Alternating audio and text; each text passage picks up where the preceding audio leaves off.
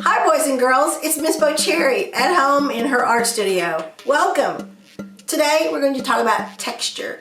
Two types, visual and actual. So let's take a look at this painting over here on the easel. This painting is done by George Rouault. It's called The Old King. If I were actually able to touch it, it would be very rough. This is called impasto. This makes art much more interesting when we use texture. We have some texture here that I found around the house. This is a skein of yarn. It's very soft. Here's a rock from outside, and it feels very rough and cold. Here's a piece of wood from our woods behind us that's very rough. This top is smooth. So texture is how things feel.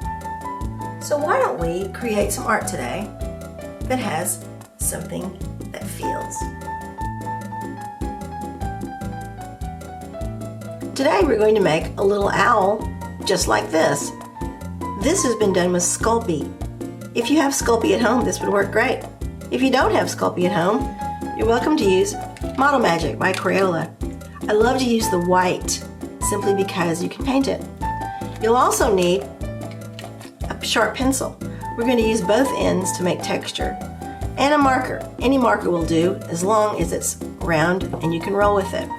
In the end, we'll put in a paper clip so that you can hang your piece. First start with Model Magic, and you want to clump it into a ball. We always start our clay projects out with balls because it's easier to make it even.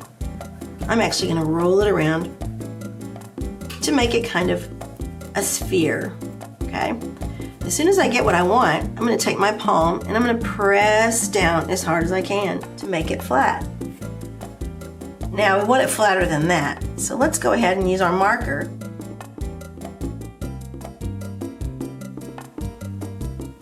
Like this. I'm going to keep picking it up so it doesn't stick and move it around. As you can see, I'm using an old clipboard because it's made out of wood and it tends to help with not sticking. I think you need to ask your mom and dad before you roll it out on the kitchen table.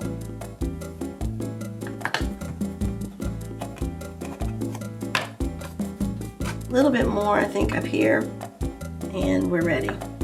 Now this is going to be, his wings are going to fold over, so I'm going to texturize this bottom.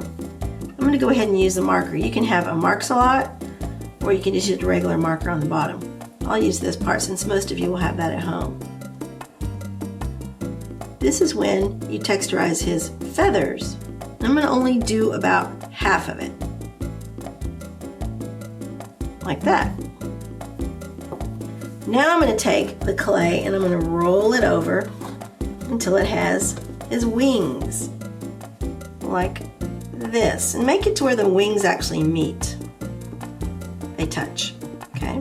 This is going to be the wings, and you want, for texture, you want this to be a little bit different than that. So why don't we take our pencil and make smaller indentations. Like these are his feathers. It adds interest if we have some kind of different type. Now we're going to make his head. We're simply going to pick up this part and we're going to fold it down and then roll up those ears right here. Now, I always take a little bit off the back here and maybe a little bit more to even it out so that I can have a couple of pieces of clay to play with. So, I'm going to make his nose and I'm going to create a triangle. So make another ball, squish,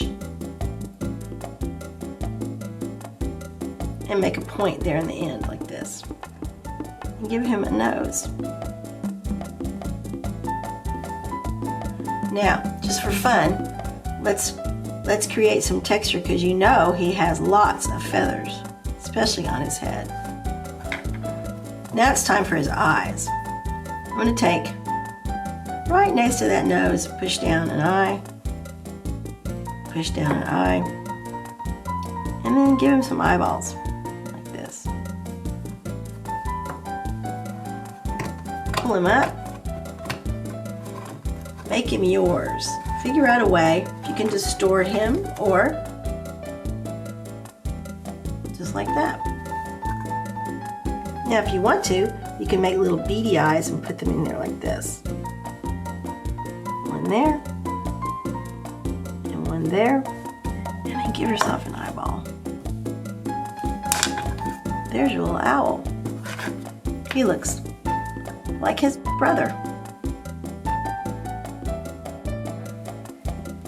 If you don't have Model Magic at home, you can use Argo cornstarch.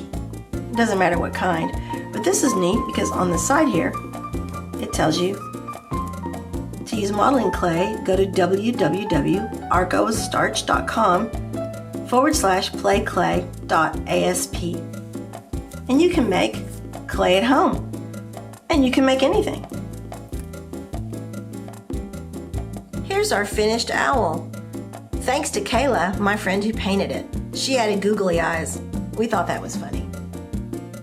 Here is one of my favorite books about owls called Owl Moon by Jane Yolen, illustrated by John Schoenherr. If you'd like to have it read to you by the author, please click on the link in the comment section below the video. Well, I hope to see you guys next week.